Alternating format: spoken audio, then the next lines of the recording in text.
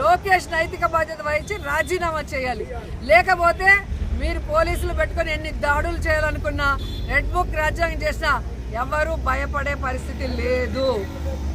ఎందుకంటే కేంద్ర ప్రభుత్వమే నీట్ పరీక్ష పేపర్ లీక్ అయితే తల వంచి దానికి నైతిక బాధ్యత వహించాల్సిన కేంద్ర విద్యాశాఖ మంత్రితో రాజీనామా చేయించారు. మీరంతా జూజూబీలు. ఏపీ రాష్ట్రంలో మీరు ఏ విధంగా అయితే ఈ ఈవీఎంలని స్కామ్ చేసి దొంగదారిన వచ్చిన ప్రభుత్వం మీది. కాబట్టి ప్రజలు ఈరోజు రోడ్డు మీదకి ఎలా వస్తున్నారో చూశారు.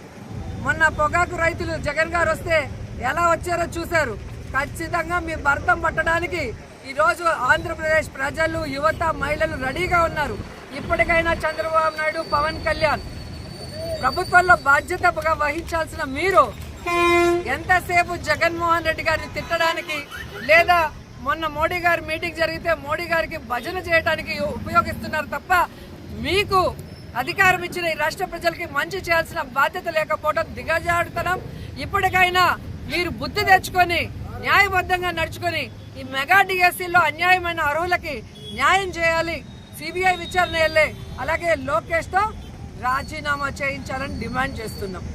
అండ్ రెండోది, మొన్న మోడీ గారిని ఇంప్రెస్ చేయడానికి చంద్రబాబు నాయుడు, లోకేష్, పవన్ కళ్యాణ్ కళ్ళార్పకుండా ఎలా అబద్ధాలు చేశారో మీరు చూశారు. ఎర్ర బస్సు రాని ఈ ప్రాంతానికి ఎయిర్ బస్సు అవసరమా అని జగన్మోహన్ రెడ్డి గారు అన్నారని, జగనన్నని బ్యాట్ చేయడానికి జగనన్న అనని దాన్ని ఏ విధంగా పాడిందే పాడరా అన్నట్టుగా అబద్ధాలు పచ్చ ఛానల్లో, పచ్చ పేపర్లో రాసుకోవడానికి మాట్లాడారో మీరు చూశారు. అంటే నిజంగా ఎర్ర బస్సు రాని చోట ఎయిర్ బస్సు అవసరమని జగన్మోహన్ రెడ్డి గారు అనుకునింటే ఆ ప్రాంత రైతులకి వారికి కాంపన్సేషన్గా ఇవ్వాల్సిన డబ్బులు ఎందుకు ఇచ్చారు? పర్మిషన్లు అక్కడ కట్టడానికి ఏ విధంగా తీసుకొచ్చారు? ఈరోజు ఆ ఎయిర్పోర్ట్ పూర్తి చేయడానికి జగన్మోహన్ రెడ్డి గారు ఎలా కృషి చేశారో అందరికీ తెలిసిన విషయం.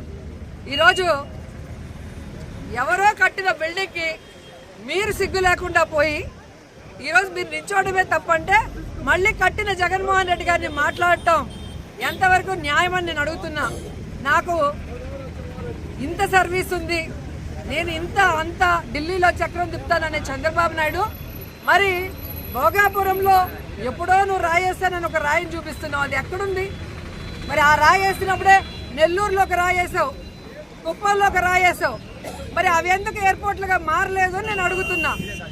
మరి 45 ఏళ్ళు 50 ఏళ్ల సర్వీస్ ఉందని చెప్పుకునే నీకు నిన్ను ముఖ్యమంత్రిగా 4 సార్లు అయ్యే అవకాశం ఇచ్చినందుకు కుప్పంలో టెంకాయ కొట్టిన ఆ ఎయిర్పోర్ట్ ఎందుకు ఇంకా కట్టలేకపోతున్నావు? ఆ కుప్పంకి నువ్వు నీళ్లు కూడా ఎందుకు ఇవ్వలేకపోతున్నావు అని నేను ప్రశ్నిస్తున్నా. కాబట్టి ఇంకా ఈ జన్జీల కాలంలో కూడా పాత కాలంలో లాగా నువ్వు అబద్ధాలు చెప్తే సోషల్ మీడియాలో ఇమీడియట్గా ఏది నిజం ఏది అబద్ధం అని అందరికీ తెలిసిపోయే పరిస్థితి. కాబట్టి నీ అబద్ధాలు కట్టిపెట్టి ఇప్పటికైనా ఒళ్ళు దగ్గర పెట్టుకొని ప్రజలకు ఇచ్చిన హామీలు, యువతకి ఇచ్చిన హామీలు నెరవేర్చాలి. అంతేకాకుండా ఈరోజు విద్యార్థులకు ఇవ్వాల్సిన ఫీజు రియంబర్స్మెంట్ దాదాపుగా 10,000 కోట్లు బకాయి ఉంది. అది వెంటనే చెల్లించాలి. అలాగే నిరుద్యోగ భృతి ప్రతి నిరుద్యోగికి 3,000 ఇస్తానన్నది వెంటనే అమలు చేయాలి. ఈ 2 ఏళ్లలో ఇవ్వని దాన్ని కూడా కలిపి నిరుద్యోగులకు ఇవ్వాలని డిమాండ్ చేస్తున్నాం. లేకపోతే మిమ్మల్ని వదిలిపెట్టే ప్రసక్తి లేదని కూడా ఈ సందర్భంగా తెలియజేసుకుంటున్నాను. మన విజయవాడలో ఏ విధంగా బోండా ఉమ్మ కానీ ఇంకొక చోట కానీ ఈరోజు కోడిగుడ్లతో కొట్టడం ఏంటి? ఈరోజు వచ్చి రాళ్ల దాడి చేయడం ఏంటి? అసలు ఈ నిరాహార దీక్షల దగ్గర ఉచ్చలు పోయటం ఏంటి? అంటే సైకోలా మీరు, రాక్షసులా ఏంటి? అసలు మీకేం పేరు పెట్టాలో కూడా మాకు అర్థం కావట్లేదు. నిజంగా మీరు తప్పు చేయకుంటే మెగా డిఎస్సీలో మీరు కనుక స్కామ్ చేసి అక్రమాలు చేయకుంటే ఎందుకు ఈ విధంగా ఫ్రస్ట్రేషన్తో ఊగిపోతున్నారు? ఎందుకు భయపడుతున్నారు? ఎందుకు ఇలాంటి దాడుల్ని ప్రోత్సహిస్తున్నారు? పోలీసులతో ఎందుకు బెదిరిస్తున్నారు లీడర్స్ని, యువతనే నేను ప్రశ్నిస్తున్నా. కాబట్టి మోడీ గారికి చేతులెత్తి నమస్కరిస్తున్నా. ఈరోజు కేంద్రంలో ఎలా అయితే నీట్ పేపర్ లీక్ అయితే అక్కడ కేంద్ర మంత్రితో రిజైన్ చేయించారో ఇక్కడ ఆంధ్రప్రదేశ్లో కూడా లోకేష్తో రాజీనామా చేసే వరకు మీరు వదిలిపెట్టద్దండి.